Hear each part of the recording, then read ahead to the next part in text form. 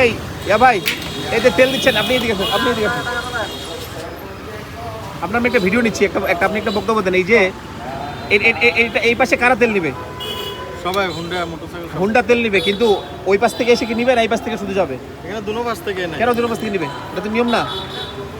আমি পাশে গেছি, তোমরা তো আমাকে তেল দাও নাই। ওদিকে জাম আছিল মনে হয়। না, ফাঁকা ছিল, কেন তেল দাও নাই তাহলে বলো? আমি তো ছিলাম না ওই পাশে। হ্যাঁ, মিথ্যা তো বলবো না। আমি এই পাশে ছিলাম। বলো নিয়মটা বলি আমি তোমাকে। নিয়ম হচ্ছে এই পাশ থেকে যারা লেফট সাইড থেকে যাবে তারা এই পাশ থেকে তেল নিবে, আর ওই পাশ থেকে ওই পাশে যারা ওই পাশে আসবে তারা ওই পাশে তেল নিবে। তো তুমি যে উল্টো পথে আসছে তেল দিচ্ছ করে দিলে ভাই, বলো? কর্তৃপক্ষ তো বলে নাই ব্যাপার সিরিয়াল। কর্তৃপক্ষ, এটা তো নিয়ম, সারা বাংলাদেশ তো নিয়ম এটা। এই যে উনি যে এই পাশে আসতে তাহলে এই পাশে এই ব্যক্তিটা কোন পাশে যাবে? এটা পরিবর্তন আনতে হবে, তোমার কর্তৃপক্ষকে আমি বলতেছি এটা পরিবর্তন আনতে হবে। আমরা এইভাবে এটা তো উল্টা। এই যে উনি যে আসছে, উনি উল্টা আসছে না, উনি ওই পাশে যাবে, ওনার লেফট সাইড, এদের এই পাশে লেফট সাইড। এটা শিখতে হবে, শৃঙ্খলা শিখতে হবে তো। এটা 590 হয়েছে।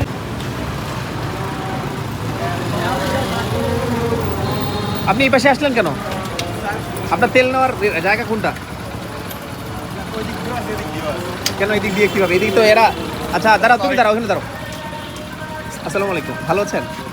আপনি যে এই পাশ থেকে আসলেন এই যে ফুয়েল নেওয়ার জন্য, এটা তো আপনার রাইট সাইড, তাই না? তাহলে এই যে ভদ্রলোক, এই ছেলেটা যে আসছে, এটা কি রাইট সাইড না রং সাইডে আসতেছে? ছেলে মানুষ না, ছেলে বয়স্ক, এটা সমস্যা না। সমস্যা হচ্ছে আমাদের শৃঙ্খলার মধ্যে আসতে হবে।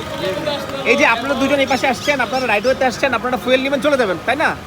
ও যে আসছে, ওর কারণে কি আপনি যেতে পারবেন এখন? এই যে প্রতিবন্ধকতা তৈরি হলো না? এই ছোট ভাই, ওই পাশে যাও, এটা পরিবর্তন আনতে হবে, যাও ওই পাশে দাঁড়াও। তুমি তোমার সাইড থেকে তেল নাও। আপনাদের আমি একটা ফুটেজ নিলাম, হ্যাঁ, এটা সোশ্যাল মিডিয়ায় যাবে। এই যে মানুষকে সচেতন হতে হবে, যেহেতু আমাদের দেশ পরিবর্তন হচ্ছে, পরিবর্তন হচ্ছে, সংস্কার হচ্ছে, তাহলে এই যে লেনটা মেনটেন করা উচিত কিনা, তাই না? Thank you. ভালো আছেন? কি নাম আপনার? রাসেল ভাই, আপনার একটা ভিডিও নিচ্ছি। হ্যাঁ, ভিডিওটা নেওয়ার কারণ হচ্ছে যে আপনাদের যে পেট্রোল পাম্প, খুবই নাম করে একটা পেট্রোল পাম্প, এখানে আমরা মানে স্ট্যান্ডার্ড মাপও পাই। তো সমস্যা হচ্ছে আজকে আমার কাছে যেটা দৃষ্টিকটু মনে হলো, যে আপনাদের যে স্টাফগুলো আছে তাদেরকে এই বিষয়টা বোঝাইতে হবে যে ডিসিপ্লিন, শৃঙ্খলার একটা ব্যাপার আছে। হ্যাঁ, কেন শৃঙ্খলা? যেই লোকটা ওই সাইড থেকে আসছে সে কিন্তু লেফট সাইডে তেল নেবে, আর যে লোকটা ওই অপর দিক থেকে আসছে সে তার লেফট সাইডে নেবে। কিন্তু যখন একটা উল্টা বাইক ঢুকে যায় তখন প্রবলেমটা হয়ে যায়, কনফ্লিক্ট হয় দুজনের মুখোমুখি। সেক্ষেত্রে এটা আপনার বক্তব্য কি? সেক্ষেত্রে আমাদের বক্তব্য হচ্ছে এটাই যে আসলে অনেক কাস্টমারও তার সে যখন রেনুটাল নিচ্ছে, নেওয়ার ক্ষেত্রে এসে ওই যে আগে যেভাবে নিচ্ছে সেভাবেই নিচ্ছে, কিন্তু সে এই জিনিসটা অবজারভেশন করতেছে না যে কোন সাইডে গাড়ি কম আছে বা কোন সাইডে বেশি আছে। দ্বিতীয় হচ্ছে তার সাইড কোনটা, সেই জিনিসটা মেনটেনেন্স করতেছে না।